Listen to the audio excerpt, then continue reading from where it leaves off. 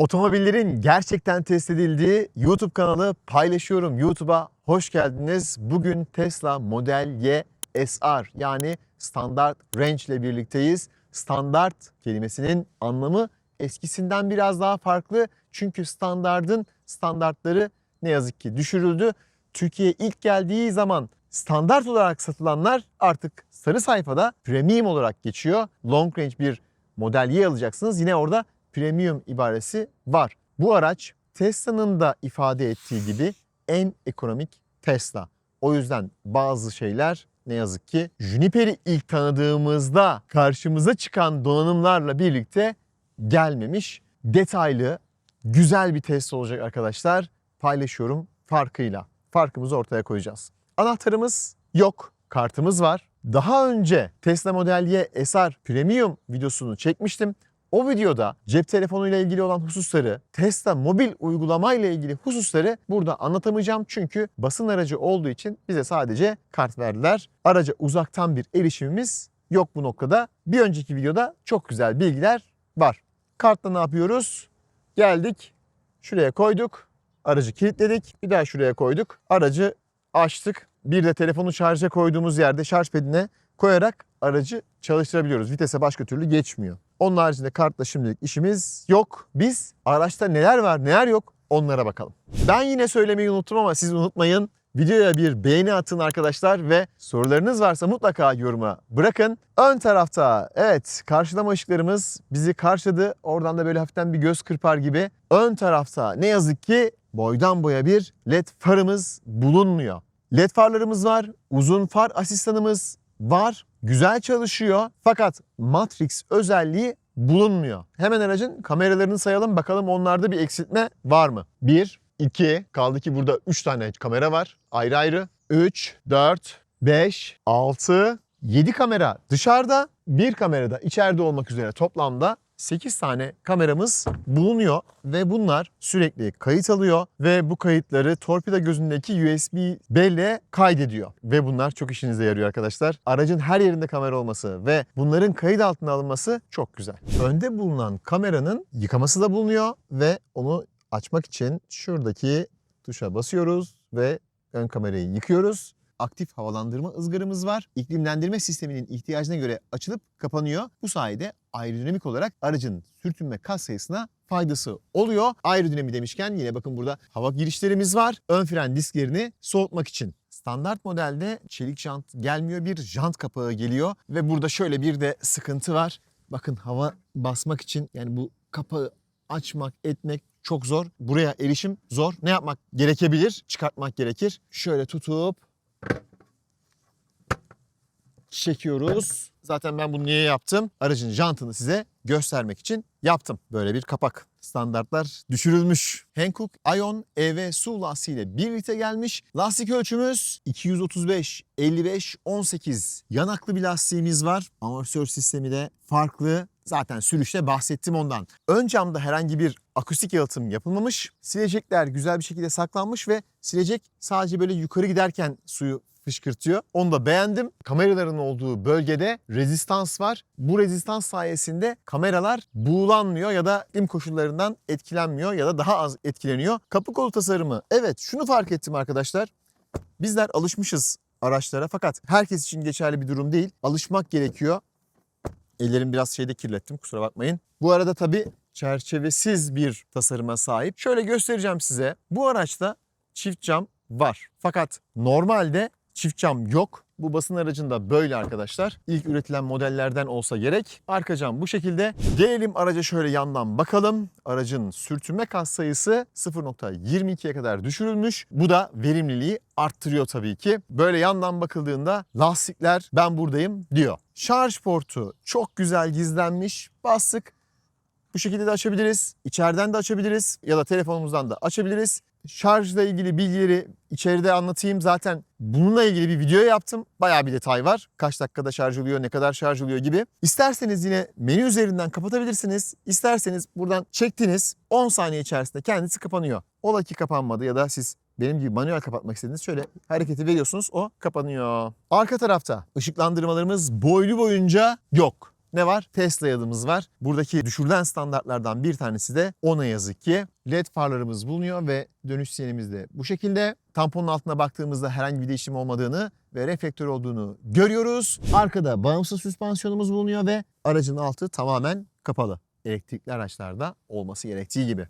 Aracın arka tasarımı çok sade. Biraz ışıktan dolayı da çok fazla gözükmüyor ama bakın şurada Tesla yazısı var. Ben en azından şunu dedim. En azından burada bir ışık barı olsaydı çok böyle mükemmel olmasına gerek yok. Yansıtmalı vesaire. Güzel olurdu diye yorum yapayım. Çünkü burayı ben çok boş buldum. Arka taraftaki o farlar ne yazık ki böyle biraz sönük kalıyor. Açtık. Elektrikli bir bagajımız var ve büyükçe bir bagajımız var. Kullanışlı bir bagajımız var. Ben dün burada kamp yaptım arkadaşlar ve Tesla'nın kamp pedi de burada. Bir de şişirme ve söndürme aparatı var. Bunlarla birlikte güzel bir kamp macerası da yaptım. Hangi videoda? Bir sonraki videoda. Sol tarafta derince bir göz, 12 volt soketi şurada.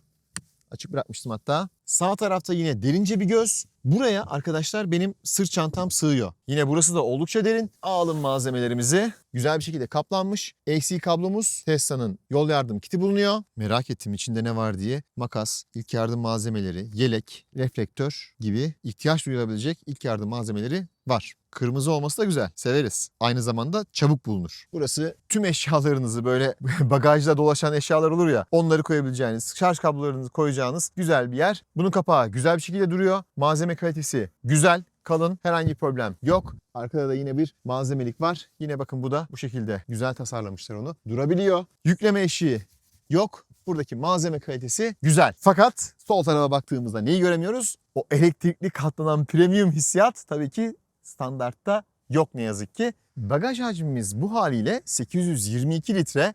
Koltukları yatıralım. Koltukları yatırdığımızda bagaj hacmimiz 2138 litreye çıkıyor ve burada gerçekten kamp yapılıyor demeyeceğim. Yaptım. Güzel de bir deneyim oldu. Peki güzel olmayan şey ne oldu? Ne yazık ki gökyüzünü göremedim. Ondan da içeride bahsedelim. Her fırsatı değerlendiren ben tabii ki ters açıya gelince size şöyle ön aydınlatma ışıklarını da göstermek istedim. Selektörümüz, gündüz farımız, akşam aydınlatmamız, dönüş sinyallerini de gösterelim. Dörtlüler. Dönüş çapı. Ana bak çok soruyordunuz ya. İşte dönüş çapı böyle. Biraz sıkıntı. Nerede sıkıntı? AVM'de sıkıntı arkadaşlar. Onun haricinde U dönüşü yaparken falan ben sıkıntı yaşamadım. Ama AVM'de sıkıntı yaşanabiliyor. Şimdi geri ışığımızı gördük mü? Gördük. Sis farımız, sinyal dörtlü. Gelelim meşhur sıkışma testine. Bastık. Konuma göre ya da her yer için yükseklik ayarını yapabiliyorsunuz. Nasıl yapıyorsunuz? İstediğiniz yüksekliğe manuel ya da elektriki olarak ayarlıyorsunuz. Daha sonra uzun süre basıyorsunuz ve bunu hafızaya alıyor. Eğer bunu konuma göre hafıza almak istiyorsanız da ön tarafta ekranda zaten uyarı çıkıyor. Oradan okey diyorsunuz. Mesela AVM'yi konum olarak tanıttınız. AVM'ye gittiğinizde hafızaya alınan yüksekliğe kadar bagaj açılacak. Detaylar bir önceki Tesla testinde. Bastık. Kapanıyor. Yarısı su, yarısı hava. İyi sıktı ama iyi de tepki verdi. Baya böyle aman ha der gibi böyle sanki eli yağa değmiş de böyle çık diye çekiyormuş gibi yaptı. Biraz da hızlı geldi. Bir daha bir deneyelim bakalım. Evet, canınızı en azından uzun süre yakmaz. Güzel. Peki açılırken bir engele gelirse ne olacak? Güzel.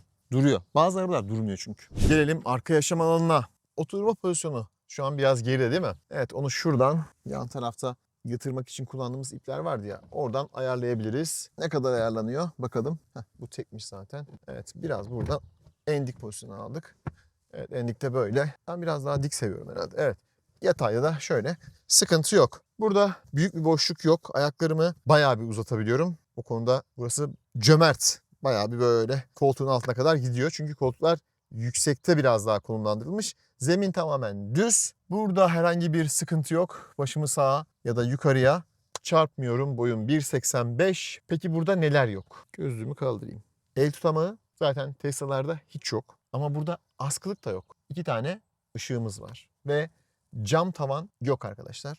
Tavan aslında cam fakat kumaşla altını kapatmışlar. Peki niye böyle bir şey yapmışlar diye sordum. Isı ve ışık geçirmeyen bir cam kullandıkları için o camın maliyetiyle burada kullanılan bu kumaşın maliyetini kıyaslamışlar ve bu daha ucuz olmuş. Aracın yapılma, üretilme kafası ekonomik olsun, en ucuz Tesla'yı yapalım demişler ve bunu böyle yapmışlar. Bu sadece Türkiye'ye has bir durum değil arkadaşlar. Avrupa'da da böyle, Amerika'da da böyle. Bunu ikinciye mi söyledim ya? Unutmayayım diye söylüyorum çünkü herkeste öyle bir algı var. Peki burada bir kol dayama var diyeceğim ama koltuk yatırma var. Şimdi bu bir sıkıntı. Az önce söylemeyi unuttum. Bagajda bagaj örtüsü yok, değil mi? Yani gerçekten hani güvenlik anlamında sürüş sistemleriyle bize bu kadar güvenliği böyle tattıran bir firmanın ben bu arka tarafta bagaj örtüsü kullanacağını düşünüyordum. Bu bence büyük bir eksiklik. Çünkü bir kaza anında arka tarafta bulunan malzemeler ön tarafa gelirse ne olur? Yaralanmalara sebep olabilir. Burada şimdi ben bunu kol dayama değil de koltuk yatırma dedim. Tabi burada biraz espri, mizah da katmaya çalışıyorum. Ama arkada mesela benim ağır bir malzemem var. Fren yaptım. Mesela tripodum var. Hop aldı gitti. Ön cama gitti. Ya da mala gelsin de cana gelmesin değil mi? Ya da burada çoluğunuza çocuğunuza gelebilir. Bunu ben beğenmedim. Bu uygun olmamış. Hadi termosumuzu alalım da bakalım. Termos güzelce duruyor. Su şişesi güzelce duruyor. Bunlar iyi tasarlanmış, iyi düşünülmüş. Şimdi bunları bagaja atalım.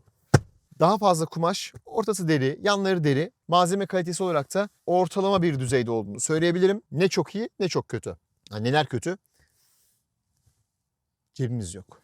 Burada yok. Havalandırma çıkışımız var. Şiddet ayarı yapamıyoruz. Yön ayarı yapıyoruz. Sıcaklık ayarı yapamıyoruz. Sadece yön ayarımız var. Ön taraftan da kumanda edemiyoruz. Ekrandan da kumanda edemiyoruz. Yani ön tarafta ne ayarladıysak arka tarafta da. O şekilde 2 adet USB-C çıkışımız var. Işıklandırmaları yok. Fakat çok iyi bir güce sahip. Dün MacBook'umu buraya almıştım. Çok güzel bir şekilde şarj etti. Burada herhangi bir başka bir malzemelik bulunmuyor. Biliyorsunuz Premium'da burada ekran vardı. Onun da olmadığını söylemeye bile gerek yok. Ayaklar için ama havalandırma yapmışlar. ISOFIX bağlantıları için herhangi bir kapaklı tasarım yapılmamış. Koltuk başlıkları da böyle ayarlanıyormuş. Malzeme kalitesine geçelim. Üst taraf çok yumuşak değil, çok sert değil. Bence burada sıkıntı yok. Buralar kumaş, yumuşak, yumuşak. Buralar sert, herhangi bir kaplama vesaire yok. Burası elektrik sistemi çalışmazsa açıp şuradan kapıyı açmak için kullanılıyor. Bakın. Bunun da ikazı var mı burada? Burada yok. Sadece buradan içeriden bakarsanız görürsünüz. Yeterli bir genişliğe sahip. Kapıları buradan açıyoruz. Camlarımız tek tuşla açılıyor ve tamamen açılmıyor. Bu kadar boşluk kalıyor. Sıkışma testi yapalım mı? Bak böyle yapacağım bu sefer. Güzel. Başarılı. Çerçevesiz tasarım. Hoş. Kapı sesine bakalım. Bence bir sıkıntı yok. Ön tarafta da aynı malzeme kalitesi bulunuyor. Çok yumuşak bir malzeme değil. Bu C segment standartlarında mesela. Burada bir kumaş kullanılmış. Yumuşak, yumuşak. Elektronik olarak buradan açıyoruz. Mekanik olarak da şuradan açıyoruz. İhtiyaç olursa. İçeride eskisinde biliyorsunuz Premium'da ne vardı? Kaplama vardı. Artık yok. Genişçe bir gözümüz var. Yine olmayanlardan keşke olsun dediğim şeylerden biri. Koltuk ayarları için düğümümüz yok. Onları içeriden ayarlamak gerekiyor. Hemen içine geçelim. Koltuk ayarlarını buradan yapmak gerekiyor. İleri geri yükseklik ve baldır bel desteği ayarına kadar tüm ayarları buradan yapıyorsunuz. Bunlar arasında geçiş yapmak için yine şunu da kullanabilirsiniz. İlla buradan yapmak istemiyorsanız yolculuk halinde mesela elimi direksiyondan ayırmayayım derseniz şuradan değiştirdikçe onlar da değişiyor. Ekran aynı ekran. Güzel bir ekran. Direksiyon aynı direksiyon. Minimal olarak tasarlanmış. Sadece burada bir sinyalimiz var. Kameramız geliyor. Ön kamera, arka kamera. Sonra şöyle gelelim. Kullanışlı güzel bir ekranımız var. Bir daha sinyal verdiğimizde o kapanıyor. Alt tarafta burada hatırlarsanız Alcantara kaplı şarj panelimiz vardı. Yine 2 tane şarj panelimiz var. Fakat hem plastik hem de güç olarak sanırım aynı değil. Burada kocaman devasa bir panel vardı. İşte onu kaldırmışlar. Buraya böyle bir çantalık, malzemelik koymuşlar. Şuradaki alan yetiyor mu derseniz evet yetiyor. Fakat tabii eskisini aratıyor mu? Aratıyor. Şöyle elim nereye kadar gidiyor? Şuraya kadar gidiyor. Herhangi bir aydınlatması yok. En azından içi güzel bir şekilde kapatılmış. USB-C çıkışımız var. Buradan kabloyu koyduğumuzda kablolar sıkışmıyor. Termosluk yine aynı, güzel, iş görüyor. Üst tarafta kumaşımız var. Malzeme kalitesi güzel, yumuşak. Sadece şuralar sert. Torpido gözümüz küçük. Şu kadar. Çok küçük. Derinlik olarak da 4 parmak bakın. Büyük bir torpido gözümüz yok. Şurada bir tane bellek var. O bellek kamera kayıtlarını alıyor. Demişken de eski görüntüleri izleyebiliyoruz. İstediğimizi buradan açabiliyoruz. Tümü burada, kaydedildi burada. Nöbetçi modundayken olan olayları burada görebiliyoruz. Çok faydalı, iş görür. Kumaş kaplaması var ve mıknatıslı olarak kapanıyor. Tekrar açmak için ne yapacağız? Torpido gözünü aç. da diyebilirsiniz. Eğer buradan menüleri hatırlamıyorsanız. Çünkü torpido gözü için bir burada düğme bulunmuyor. Torpido gözü için yine şifre koyabilirsiniz. Işıklandırma burada var ve ayak ışıklandırmaları var. Çerçevesiz kendinden kararan geri görüş aynamız var. Güneşlik, aydınlatmalı ve burası mıknatıslı uzuyor da şöyle çektiğimizde gayet güzel. Sürücü için de aynı şey geçerli. Buradaki aydınlatma falan bence güzel olmuş. Üst panelde dörtlü ışığımız var. Eğer vites değiştirmek istiyorsanız, bakın şu an mesela bu aktif değil, frene bastığınızda vitesi buradan da değiştirebilirsiniz. Ama bununla kim uğraşır, değil mi? Koltuk başlığının yapısı bu şekilde. Deri ve kumaş kullanılmış. Yanal destekler yeterli. Buradaki konsolun alınması İstanbul'da neyi kolaylaştırmış? Buradan buraya rahat bir şekilde geçebiliyorsunuz. Ama neleri almış? Ambiyans aydınlatmayı almış. İşte buna gerçekten üzüldüm. Çünkü ambiyans aydınlatma çok güzeldi burada. Arkaya kadar da hatta uzuyordu hatırlarsanız. Arkada da görüntü böyle. Bagaj örtüsü olmadığı için ta bagaj kapağına kadar görüyorsunuz orayı. Araç ayarlarını daha önce anlatmıştım. Tesla Model Y SR videosuna gidebilirsiniz. Bu videoda farklılık yapalım. Yeni şeylerden bahsedelim. Video zaten uzun. Enerji menümüz var. Burada ne yakmışız, sürüşü neler etkilemiş gibi detaylı bilgilere sahip olabiliyoruz. Park halinde ne kadar harcamış, tüketimle ilgili veriler son 15, 150, 300 kilometrede. Dün biraz basmıştım.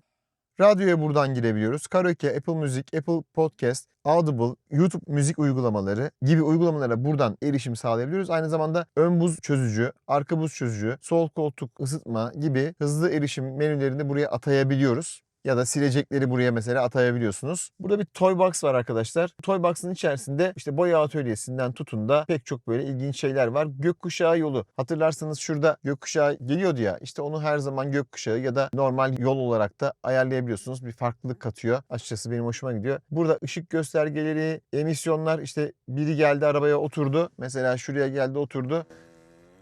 Mesela romantik modu açalım, ne oluyor? Burada romantik bir akşam yaşayabilirsiniz. Pek çok böyle oyunlar vesaireler var. Buraya da girmemin sebebi gökkuşağı yolunu göstermekti sizlere.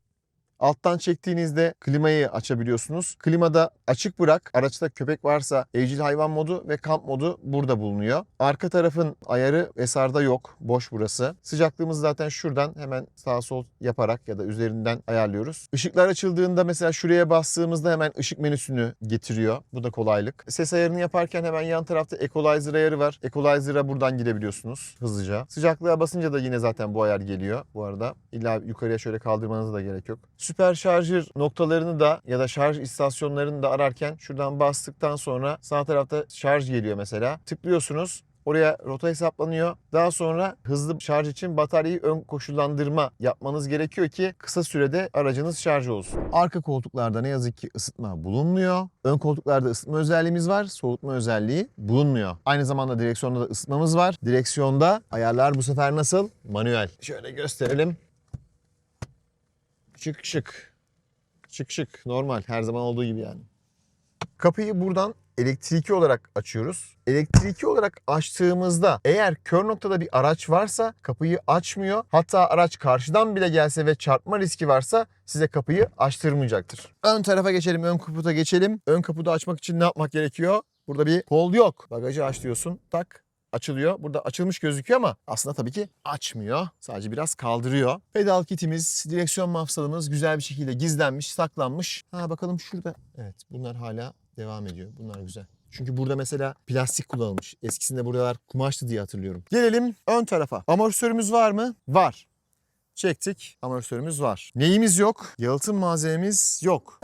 Buralarda da yalıtım malzememiz yok. Buradaki malzeme kalitesi iyi değil. Peki bu tuvalet kağıdının ne işi var burada diye soracak olursanız, yağmurlu havada içeriye su giriyor mu diye test etmek istedim. Fakat yağmura denk gelmedim ama aracı yıkattım ve aracın içine su geldiğini gördüm. İşte bu yan taraflarda conta olmadığı için, üst tarafta conta olmadığı için, şuralarda conta falan olmadığı için buralar tamamen ıslanıyor arkadaşlar. İşte premium algısı burada gitmiş ve bagajın şuranın ölçüsü de azalmış. Hatta kaç litre olduğunu da bilmiyorum. Neden? Çünkü internet sitesinde bu modelle ilgili bilgiler yok. Şurada da artı eksi kutupları var. İşte buralar komple açık. Bunları hiç sevmediğimi zaten biliyorsunuz. Bayağı bir de ıslandı burası. Ne yoktu arabada? Bir de şurada hatırlarsanız eski modelde yaya çarptığında şöyle kapatarak göstereyim. Burada gösterecek başka bir şeyim yok. Kaput yukarı kalkıp yayanın daha az zarar görmesini sağlıyordu ya, amortisör görevi yapıyordu. İşte o yok. Bir de ne yok? HEPA filtresi yok. HEPA filtresinin testini yapıyorum arkadaşlar. Evet, başka hiçbir yerde yok.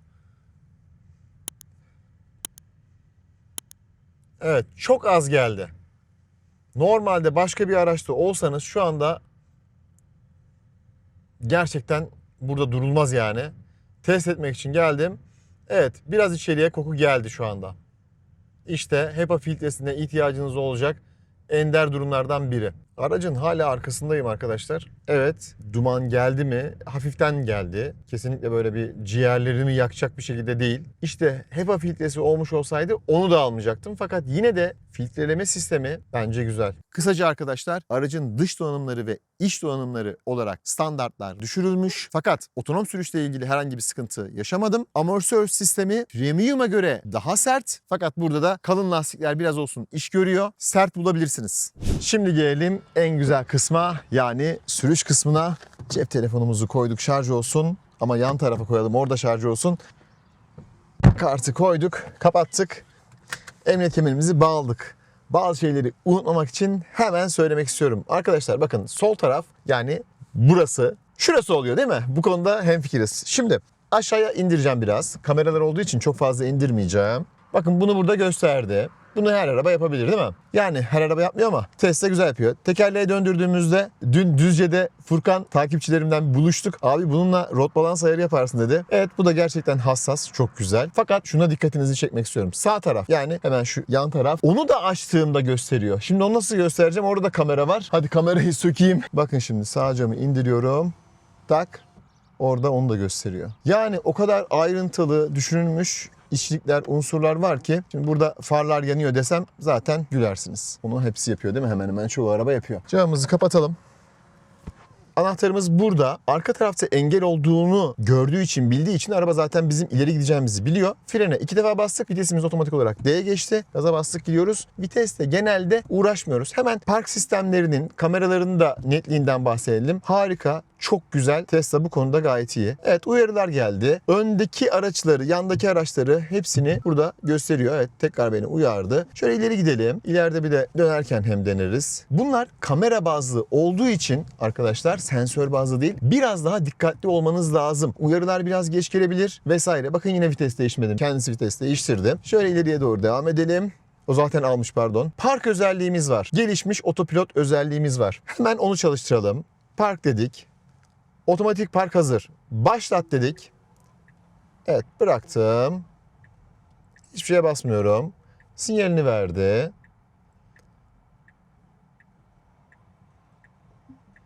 Geriye taktı. Çarparsa da ellemeyeceğim artık. Çarpmaz değil mi? Evet, güzelce geliyor. Bu arada geriye aldığında aynaların her ikisi de aşağıya iniyor. Kendi park ederken de bunu yapıyor. Siz de park ederken de yapıyorsunuz. Evet. Durdu. Parkı başarılı. Fren yaptığımızda ses çıkartıyor. Bunu genelde böyle sert fren yaptığınızda yapıyor. Yumuşak yaptığınızda ya çok az yapıyor. Ha çok mu? Şehir içi trafikte rahatsız edebilecek düzeyde diyebilirim. Var. Amortisör sistemlerini değerlendirelim.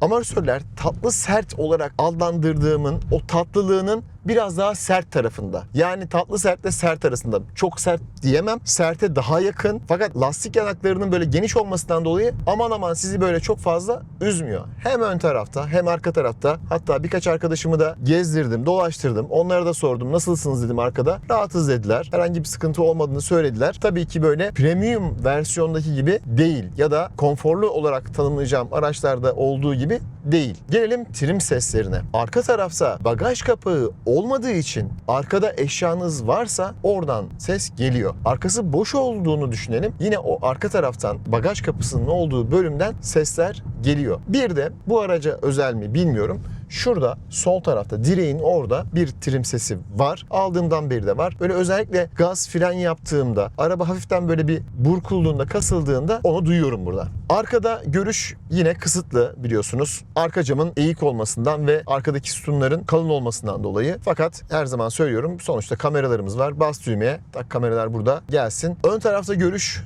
çok güzel. İstediğim şudur genelde. Ön kaputu ben görmek istemem. Oradan güneşin gelmesini, yansımasını istemem. Boyum 1.85 biliyorsunuz. Koltuk pozisyonum şu an en altta. Kaputu görmüyorum. Silecekleri de görmüyorum. Güzel bir görüşe sahibim. Yan tarafta görüş yine güzel. Aynaların pozisyonlanması yine güzel. Açıları yeterli. Sadece arka tarafta problem var. Araç ayarlarından dinamiğe geldim. Yavaşlama standart diyor. Standart yavaşlamaya aldığınızda tek pedallı kullanım o kadar böyle güçlü oluyor ki standardı bunun güçlü gibi, diğer araçlarda öyle düşünebilirsiniz. İleride kasis var. Ayağımı güç pedalından, gaz pedalından çektim. Hiçbir şeye basmadım. Hop geldi. Durdu. Zaten duruyor da bu arada. Yine şöyle hemen göstereyim. Çektim. Hop. Durdu. Bakın önde bir araç var. Güzel detaylardan biri şu. Tabii öndeki aracı gösteriyor. İşte kamyonsa kamyon gibi gösteriyor. İnsanları vesaire gösteriyor. Eğer öndeki araç fren yaparsa fren lambalarını daha iyi gösteriyor. Bakın fren yaptı. Bakın burada gösterdi. Önde yaya vardı. Onu daha iyi gösterdi. Ben açıkçası görmemiştim. Detay olarak bakın sinyal verdi. Sinyali gösterdi. Yani sinyal gösterdiğini bilmiyordum. Onu da gösteriyormuş. Pek fazla sinyal vermiyoruz ya. Ya da vermiyorlar ya. Siz veriyorsunuzdur. Yani şunu söyleyeyim. Şuradaki gösterge olarak harika bir panel var burada. Standart Range'in bazı standartları düşürülmüş ya. İşte buraya pek fazla ellememişler. Hatta ben ekranları bakın böyle büyütebiliyorsunuz. Şurada navigasyon geliyor. Tekrar bunu alabiliyorsunuz gibi kolaylıkları var. Şu andan itibaren bataryamız %66, menzil olarak 290 kilometre menzil veriyor. Menzille ilgili detaylı bir video yaptım. Mutlaka onu da izleyin. Muhtemelen bu videodan sonra yayına alacağım. Şehir içerisinde aracı kullanmak zevkli ve konforlu. Amortisörlerle ilgili de söylemediysem yine sessiz bir karaktere sahip olduğunu iletmek istiyorum. Amortisör sesi çok fazla kabine yansımıyor. Sinyal verdiğimizde o tarafın kamerası açılıyor ya. Bunu istediğimiz yere de konumlandırabiliriz. Eğer böyle olmasını istiyorsak orada olabilir. Sağ sinyal verdiğimizde yine sağ tarafın kamerası açılıyor. Eğer oralarda trafik olursa burada kırmızı olarak bizi uyarıyor. Kör nokta sistemi. İleride zaten denk gelir, onları da gösteririm. Geldim şimdi kırmızı ışığa. Hop burada duruyorum. Biraz fazla yanaştım. Kırmızı ışık levhalarını okuyor. Yeşile döndüğünde de size burada bir uyarı veriyor. Tık diyor, böyle tın diyor. Tabii benim gibi yanaşmamanız lazım. Öndeki araca çok yanaşırsanız kamera açısı gider. Dışarıdaki araçların sesi çok fazla kabine yansımıyor. Şurada sevdiğim birkaç viraj var. Orada hemen bir virajla ilgili de tam değerlendirmemi yapayım. Zaten ben onun notunu verdim. Evet, hafiften böyle bir yaylanma hareketi var arda arda geldiğinde. Onu yapıyor. Fakat D segmenti bir araç olduğunu düşünürsek, aks aralıklarının açık olduğunu düşünürsek normal olduğunu söyleyebilirim. Hatta iyi olduğunu söyleyebilirim. Yol tutuşu anlamında, aracın esnemesi anlamında. Biliyorsunuz sert araba iyi yol tutar. Şimdi mesela şöyle gelelim. Sol tarafa sinyal verelim. Bakalım orada araç var. Kırmızı gösterdi. Burada beni uyardı. Eğer bir tehlike oluşturacaksa o zaman size sesli ikaz da veriyor. Hemen aklıma gelmişken söyleyeyim. Bakın burada mesela 30 tabelası var. Bu hız limitinin sesi gelmesini istiyorsanız üzerine basıyorsunuz. Tak gitti. Kullanımı o kadar kullanıcı dostu ki bu Tesla'nın arayüzü. Arkadaşlar ben seviyorum. Taraflı da bakmıyorum. Şöyle söyleyeyim. Bugün bir elektrikli araç alsam ilk sıraya koyacağım ya da bana soran arkadaşlarıma ilk tavsiye ettiğim araçlardan biri Tesla. Ve her zaman şunu da söylüyorum. Tesla herkese uygun bir araç değil. Çünkü çok fazla dijital, çok fazla sade. Herkese hitap etmiyor. Onlara da farklı markalara yönelmelerini tavsiye ediyorum. Ama ben böyle sadeliği seviyorum. Kör nokta İkazı bakın orada bir araç varken kırmızı yanıp sönüyor sinyal verdiğimizde. Sinyal vermediğimizde de sabit olarak yanıyor. Onun da bilgisini ekleyelim. Bakın orada mesela şu anda sabit yandı. Otopilot sistemi çok güzel çalışıyor. Fakat bu sistemi kötü yapan en büyük şey şuradaki hız sınırlarının kötü olması. Arkadaşlar şurada şu an sınır 50. Ben burada 50 ile gitsem ne olur? Değil mi? Olmaz. O yüzden buraların acilen toparlanması, düzeltilmesi gerekiyor. Yani burada 50 ile gidilir mi? İsterseniz bir gün deneyin. Neresi burası? Maltepe, Sancaktepe arasındaki ara bağlantı yolu. Tabela 50 olunca sana ne zararı var derseniz, eğer bir Tesla'nız varsa ve yarı otonom sürüşü gerçekleştiriyorsanız sağ taraftaki bilyeye bastım ve hız sabitlemeyi açtım. Ondan sonra yaşıyorsunuz bunları derken tabelamız şimdi 90'a geldi. Meşhur viraja geliyoruz. 70'e düştü. Maksimum 80'e ayarlı. Elim sadece şu an burada. Oraya geldiğimde bırakacağım. Bu sefer sol şeritte kaldık. Aslında genelde hep sağ şeritte geliyordum. Dikkat edemedim ona. Bakın bıraktım. Süratini 61'e kadar düşürdü. Evet, güzel dönüyor mu? Dönüyor. Fakat sürat çok yavaş. Şu an arkamdan bir minibüs geliyor. Yani kızar bana. Sol şeritte kalmamalıydım bu test için. Kusura bakmayın diyorum. Tekrar devam ediyorum. Bir önceki Tesla videomuzda da yine burayı göstermiştim. 61 ile dönmüştü. Aynı hızda dönüyor. Bakın geçtiğimizde böyle bozuk satıklardan öyle pat küt vurma yapmıyor. Yine o hafiften de olsa yaylanmasını yapıyor. Trafiğe gireceğiz. Tekrar aldım hız sabitlemeyi. Elimi sadece buraya koyuyorum arkadaşlar. İkaz yememek için. Bakın araç biraz olsun sola geldiği için hemen frenini yaptı. Tedirgin olduğu durumlarda bunu hep yapıyor. Örneğin otobanda sol şeritte gidiyorsunuz. Orta şeritte tır biraz böyle sola kaydığında hemen süratini yavaşlatıyor. Bakın şu anda mesela maksimuma 60'a ayarlayabildim. Fazla ayarlayamıyorum. Tabii zaten şehir içi. Şehir içerisinde dahi otonom sürüş bu araçta geliştirilmiş otopilot var arkadaşlar. Çok güzel çalışıyor. Eğer yolda çizgi yoksa öndeki aracı takip ediyor. Çizgiler varsa zaten onları okuyor. Okuma becerisi de iyi. Eğer okuyamıyorsa, silikse otomatik olarak devreden çıkıyor. Bakın araç önümüze çıkıyor. Hop anladı ve ona yol verdi. Eğer yan taraftan bir araç geliyorsa, burnunu soktuysa normalde mesela siz ona yol vermezseniz gidersiniz. Bakın ne güzel anladı. Frenini yaptı. Ben şimdi gaza basarak devam ettirdim. Neden? Arkadakiler rahatsız olmasın. Çünkü onun emniyetli bir mesafeye kadar geçmesini istiyor. Tabi burası İstanbul. İstanbul trafiği, şartlar, durumlar böyle arkadaşlar. Şunu diyordum. Sağ taraftan bir trafik, bir araç girdiğinde eğer kendisi geçebilecek bile olsa ona yol veriyor.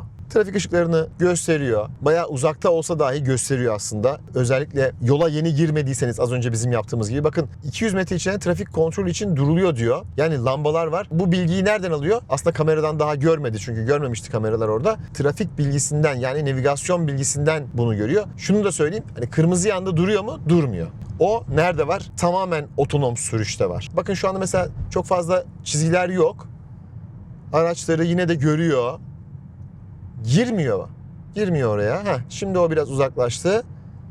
Devam ediyor. Yapmış olduğum testler içerisinde, şehir içerisinde yarı otonom sürüşü en iyi araçlardan biri. Hatta en iyisi muhtemelen şu ana kadar gördüğüm o. Bu arada sadece elim burada. Hiç müdahale etmiyorum. Hiç müdahale etmiyorum arkadaşlar. Kasiste yavaşladık ama niye yavaşladık ben de bilmiyorum. Bakın şimdi ne olacak acaba? Geldik. Ne yapacağını bilemiyor. Arabanın arkasına geçti. Oradan gidebilirdi, arabanın arkasına geçti. İlginç. Ellemiyorum. Arabayı takip ediyor. Evet, burada kaldı arkadaşlar. Artık nazarımız yine değdi. İyi dediğimiz çok fazla yaşamıyor ya. İşte dediğim gibi FSD yani Full Self Driving yani Türkçesi tamamen otonom sürüş geldiğinde işte onlar da gelmiş olacak. Bu araçta 100.000 liralık o geliştirilmiş otopilot var sadece. Otopilot var ama tabii otopilot var diye de öyle cep telefonuma ben bakayım, sağa sola bakayım derseniz cezalar geliyor. Bu hususta maşallah son dönemlerde diyelim APP plakalar vesaireler cezalar gündemde. Tesla'da ondan geri kalmıyor. Cezayı yapıştırıyor tak diye. Ben 2 defa yedim cezayı. Şöyle telefonuma az bir şey bir bakayım dedim. Yok.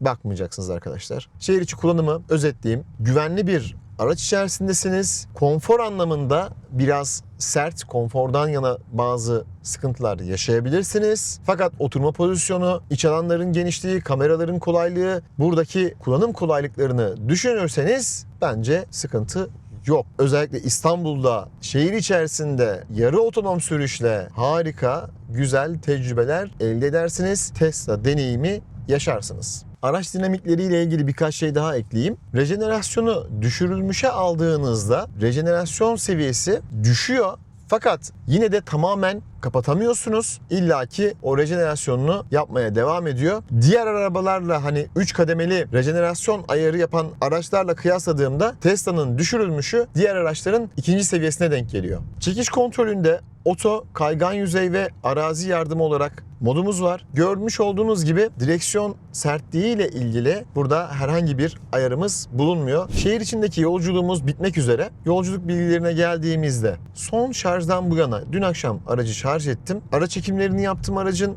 Performanslı da hani açıkçası kullandığımı söyleyebilirim. 15.3 iyi, gerçekten iyi bir tüketim. Aracı ben teslim aldığımdan bu yana uzun yol yaptım. 20.4. Aracı ben almadan önce en son sıfırlayanlarda 19.3. Dikkat ederseniz 24-25 gibi rakamlar görmüyoruz. Kaldı ki bu basın aracı, test aracı. Emin olun ekonomi derdimiz yok. Neden? Test aracı. Şarjımız %66'ya, menzilimiz 273'e düştü. Ben az önce bir durmuştum desibel ölçüm cihazını almak için. O arada son sürüşü de sıfırlamış. Ona yapacak bir şey yok. Şehir içi turumuzu bitirdik. Riva'ya yol tarifi alacağız. Kendi navigasyon sistemimizi açalım.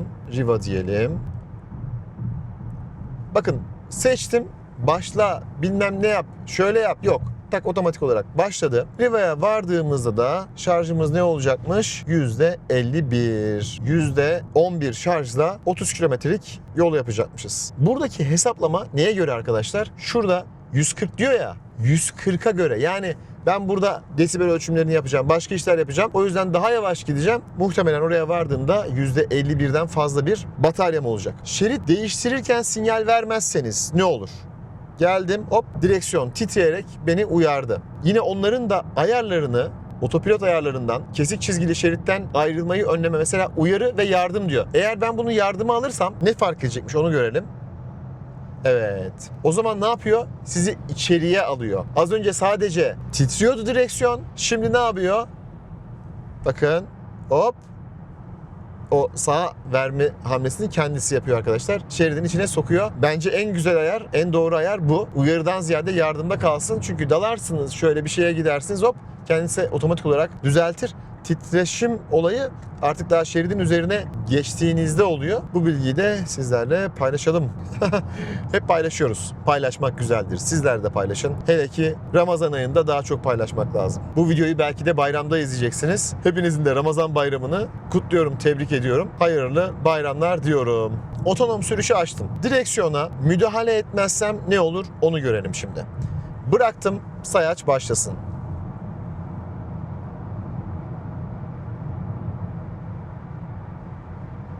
Şeridi ortalıyor. Süratim 140 ayarlıymış. Oraya doğru da gidiyor maşallah.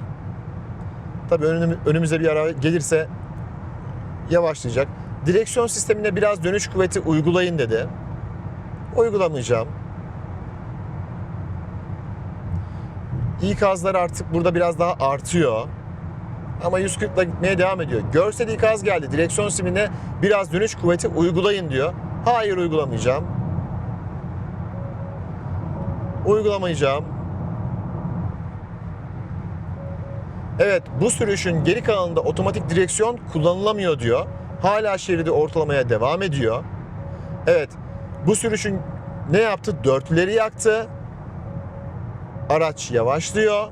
Arkam müsait arkadaşlar. Şerit değiştirmiyor.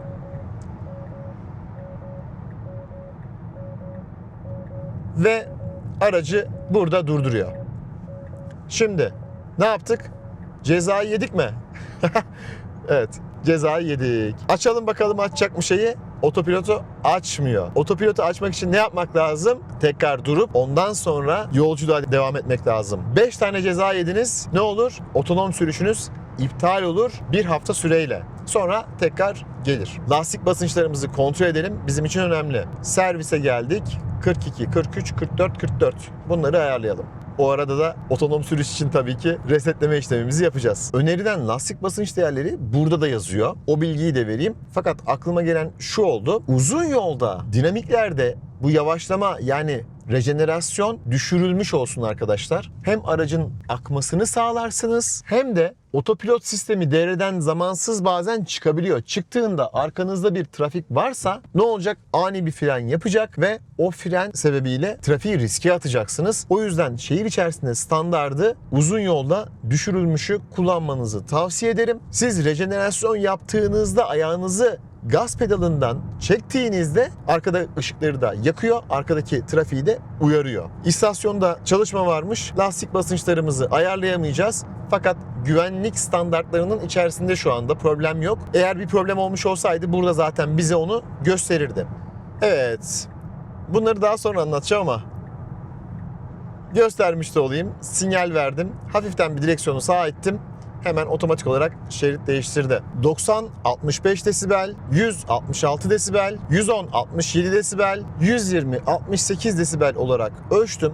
Genel anlamda 120'ye kadar yol sesi daha fazla hakim. Rüzgar sesi özellikle ön taraftan geliyor ve aynalardan biraz geliyor gibi geldi ya da şuradaki kirişten geliyor. Daha fazla ben ön camda bir yalıtım olmadığı için ön camdan daha fazla ses anlamında rahatsız olduğumu söyleyebilirim. 140'ta rüzgar sesi biraz daha arttı. Yasal hız sınırları içerisinde maksimum seviyelere geldiğimizde, yani 145-146'ya geldiğimizde rüzgar sesi daha ağır basıyor. Yol sesiyle böyle yarışıyorlar. O şekilde söyleyeyim size. Rüzgar sesi biraz daha hakim oluyor. Sessiz asfalttayız. 90-62 desibel, 100-63 desibel, 110-63 desibel, 120-64 desibel olarak ölçtüm. Ön camdan daha fazla ses geliyor. Yan camlar zaten test aracında çift cam. Bakın arkadaşlar, Kuzey Marmara Otobanı. Olay bu. Ben bir şey demiyorum ya. Aracın viraj kabiliyetlerini zaten Isparta'da çok güzel bir şekilde test ettim. Fakat bu virajı da almasam olmaz. Şöyle soldan gelip içeride kalıp daha sonra dışarıya emniyetli bir şekilde pay olacak şekilde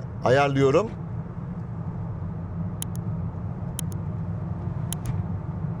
Limitlerdeyiz. 110. Evet. Güzel. Lastikler biraz böyle yanakları kalın ya. Onu hissettim. Onu hissettim. Böyle ince yanak bir lastik olsa harika olacak. Araba çok fazla sola yatmıyor. Fren hissiyatını beğenmiyorum arkadaşlar. Fren hissiyatı iyi değil. Gelelim direksiyon hissiyatına. Evet, hisli bir direksiyon değil. Suni hissiyatlar var. Özellikle şehir içerisinde düşük hızlarda bunu biraz daha fazla hissediyorsunuz. Uzun yolda bu tarz performanslı sürüşlerde ise geri bildirim olarak çok büyük bir bildirim beklemeyin. Şu hareket tabii hissini ölçmek için yaptığım bir hareket. Yoksa apaçilik yapmaya çalışmıyorum. Bir test bitti. KGM Torres EVX. Az önce burada onu zorladım. Şimdi dedim ki Tesla'yı zorlayayım. Hadi o zaman başlayalım. Bir kere şunu söyleyeyim. Direksiyon hissiyatı kesinlikle Tesla'da çok daha iyi. Evet. Ya evet, kesinlikle direksiyon hissiyatı iyi. Arkadan itişte olması çok daha zevkli. Yani süratlere kıyaslarsınız. Hangi araçta daha çok girdim diye. Ah! Çok tatlısın. Çok güzel be.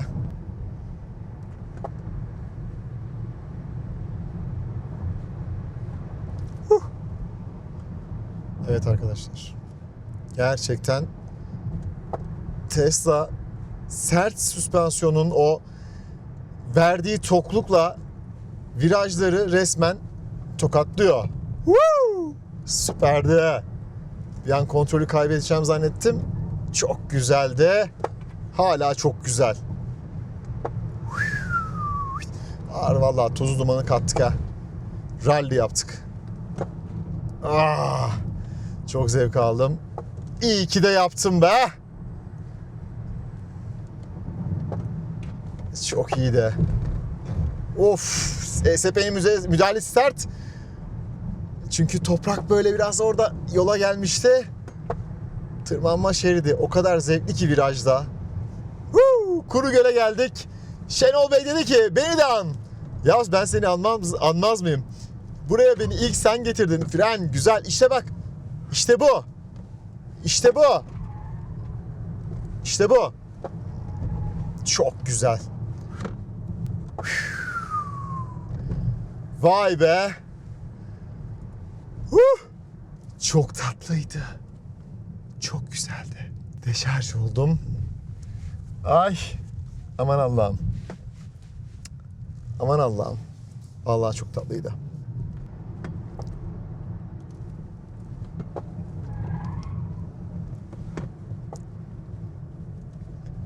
O kadar güzel gidiyor ki arkadaşlar. Gerçekten şurada arabaları zorlamayı çok seviyorum.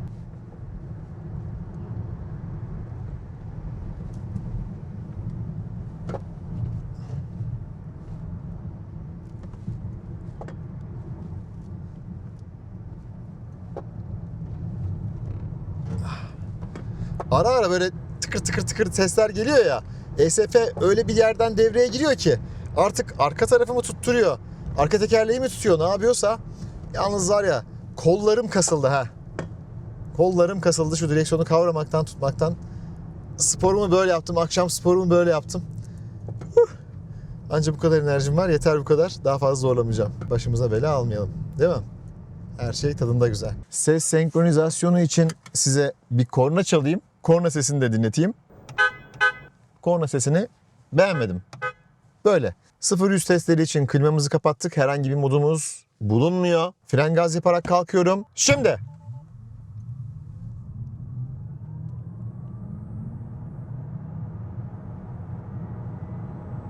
...0-100 7.34, yukarıya çok az bir eğim varmış. Binde 4 kadar. Doğrulanmış zaman 7.28, gayet iyi bir süre.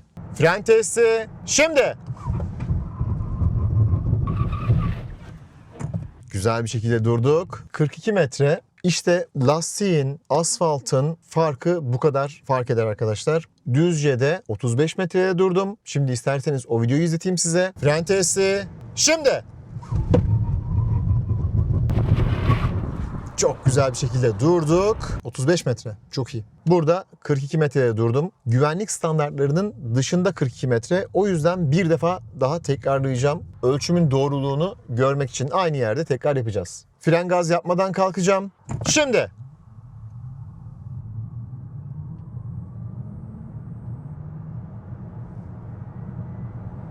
...7.35 doğrulanmış zaman 7.31. Yani arada çok da böyle büyük bir fark yok. Hani bazen fren gaz yaparak kalksaydın şu kadar saniye fark ederdi diyorlar ya. Etmiyor arkadaşlar. Etmiyor. O kadar böyle harikalar yaratmıyor. Sadece size hissiyat olarak bazen mış gibi hissiyatını veriyor. Fren testi şimdi. Evet. Uzun sürdü. Onu hissettim. 40 metre. İyi bir lastikle daha iyi bir performans elde edebilirsiniz. İşte lastiğin ve asfaltın önemi. 80-120 ara hızlanma şimdi.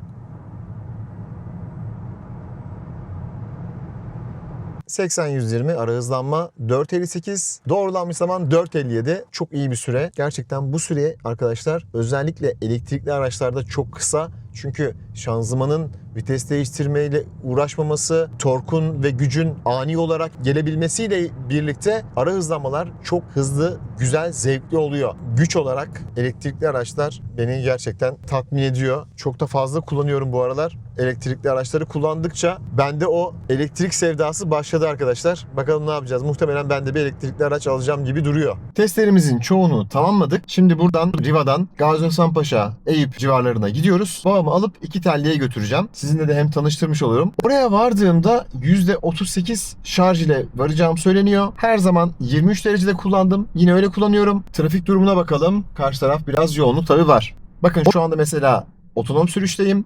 Viraj keskin geldi. Otomatik olarak süratini düşürdü. Virajın içinde kalmaya gayret gösteriyor genelde. Doğru olanı yapıyor. Virajdan çıktıktan sonra hız tabelasına uyarak öndeki araçla olan takip mesafesini de şuradan ayarlayarak 2'den 7'ye kadar ayarlayabiliyorsunuz.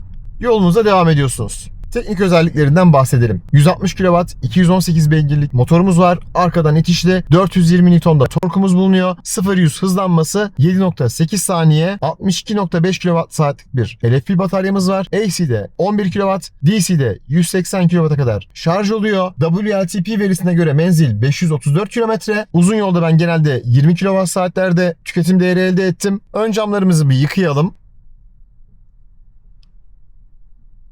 Güzel.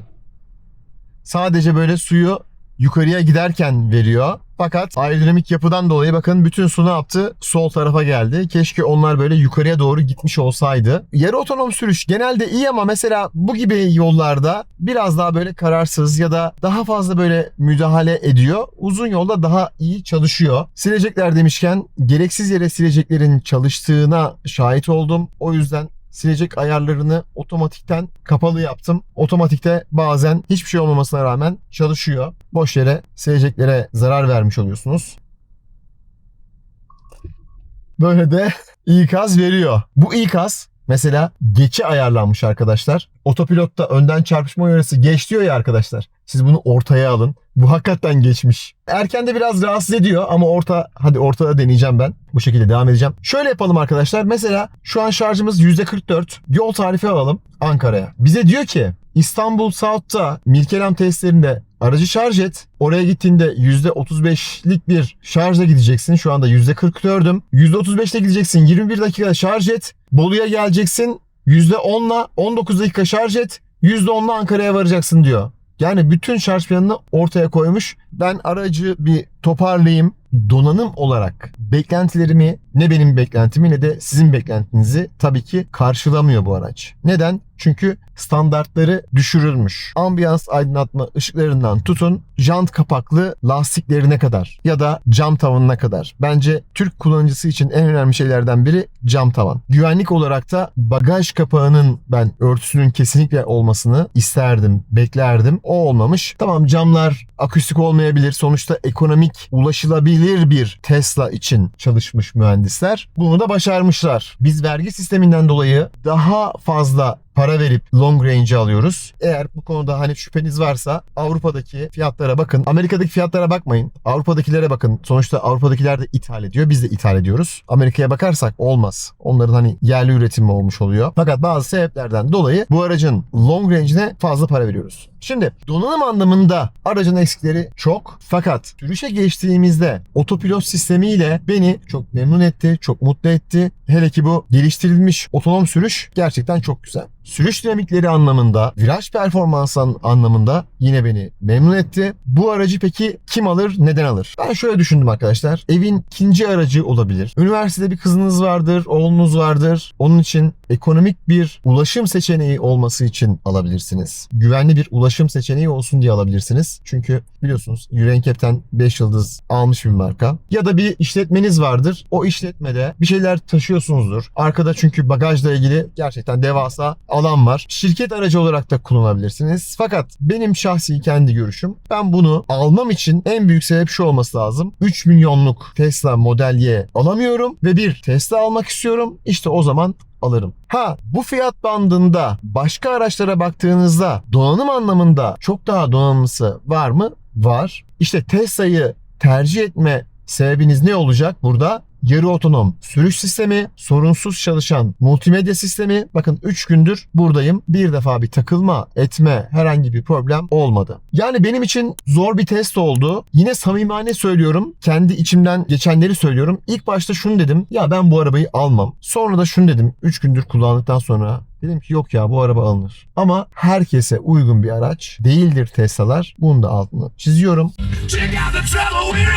Tam 101 desibel ölçtüm. Müzik sisteminde de standartlar düşürülmüş. 9 hoparlörden 7 hoparlöre düşmüş. Fakat açıkçası sınıf standartlarının bir tık üzerinde güzel bir müzik sistemi hala var. Tabii ki premium kadar iyi değil. Fakat yeterli bir müzik performansı var. Zaten ölçümlerle de bunu kanıtlamış, göstermiş olduk. Bak, kaynak yapıyor. Hop. Nasıl? Güzel değil mi? Otonom sürüş çok başarılı. Ne kadar beklerseniz bekleyin, hiçbir şeye basmadan devam ediyor. O da güzel. Riva'dan buraya mikrofonsuz gelmişim. Vallahi babama hangi mikrofonu vereyim derken bir baktım ikisi de içinde duruyor. Fark etmemişim. Artık sesi bir şekilde düzelteceğiz. Düzeltemediysek kusura bakmayın. Burası Ali Beyköy tarafı arkadaşlar. Ali Beyköy'e geldik. Son 35 kilometrede 37 dakikada enerji tüketimi 11.7. Çok uygun değil mi? Çok gerçekten az. Son şarjdan beri 15.4. Şehir içinde daha fazla kullandığımız için düştü. Diğer veriler de burada gözüküyor. Açıkçası bu değerlerin uygun olduğunu, iyi olduğunu söylemek istiyorum. Aracın ısı pompasıyla birlikte verimlilik potansiyeli yüksek. Siz yeter ki verimli kullanın. Evet baba, iki telliye kadar geldik. Nasıl değerlendiriyorsun aracı? Hoşuna gitti mi? Araba gayet teknolojik. Hoşuma gitmemesi için bir sebep yok. Daha önce bindiğimiz arabalardan gerçekten farklı. Bir üst derecede bir araba tipi. Dolayısıyla bütün farkıyla kendini gösteriyor zaten. Peki mesela şuna ne diyorsun? Burada hani bir tane ekran var. Önümüzde bir ekran yok. Hani sadece bir bilgisayar. Mesela Evet. sen olsan bu arabayı kullanabilir misin? Mümkün değil. Mümkün. Mümkün değil. Değil mi? Ben kanı arabasını ancak kullanabilirim yani. Yani manuel olsa belki. Evet. Hani biraz daha tabii eski zamanın insanı olduğun için çok normal. Peki aracın mesela performansını şöyle biraz gösterdim sana. Biraz şöyle bir gaza bastık. Uçak gibi kalkıyor. Değil mi? Uçak gibi kalkıyor. Ses yok.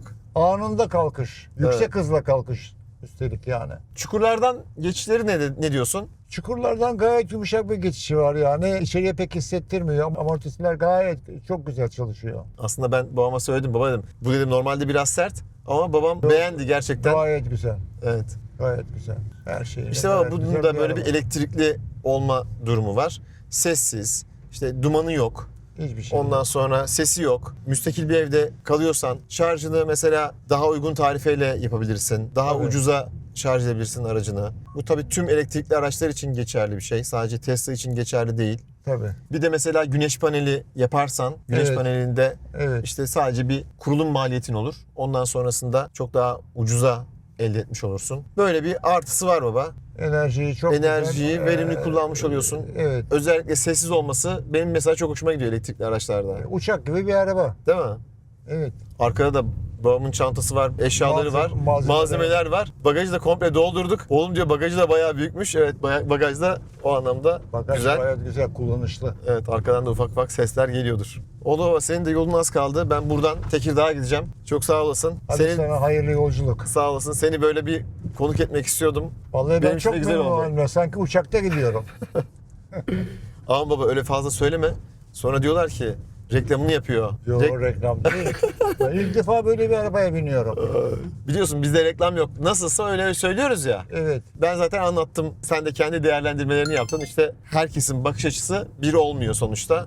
Şimdi benim gibi teknoloji gerisi bir adamın şeyleri tabii ki methetme durumundayız yani. Doğru söylüyorsun. Çok gerilerden olayı takip ettiğim için bana çok güzel yenilikler içerisinde bir araba gibi geldi yani. Evet. Oldu baba. Çok sağ olasın.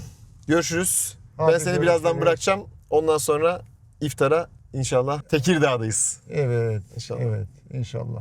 Yoğun bir İstanbul trafiğiyle videoyu sonlandırıyorum. Yolculuk olarak da son şarjdan bu yana ne yaptık sorusunun cevabını da şöyle ekrana yansıtayım. %80'e kadar şarj etmiştim, şu an %35. Şarjdan bu yana 140 km yol gitmişim. 153 daha menzil veriyor. Yani toplam ortalama 300 desek bu kullanımla bence iyi bir değer. Son şarjdan bu yana da 15.7'ye düştü tüketimim. Şunu da eklemek istiyorum. Kablosuz şarj hızı düşük arkadaşlar. Burada soğutma da yok. O yüzden hem telefon ısınıyor hem de çok fazla şarj anlamında mutlu etmiyor. Bilginiz olsun. Bir sonraki videoda görüşünceye dek hoşça kalın, sağlıcakla kalın. Beni bugün güzel bir akşam bekliyor. Ay Engin hocamla şimdi buluşacağız. Engin Özeren'le. Hoşça kalın, sağlıcakla kalın. Bye.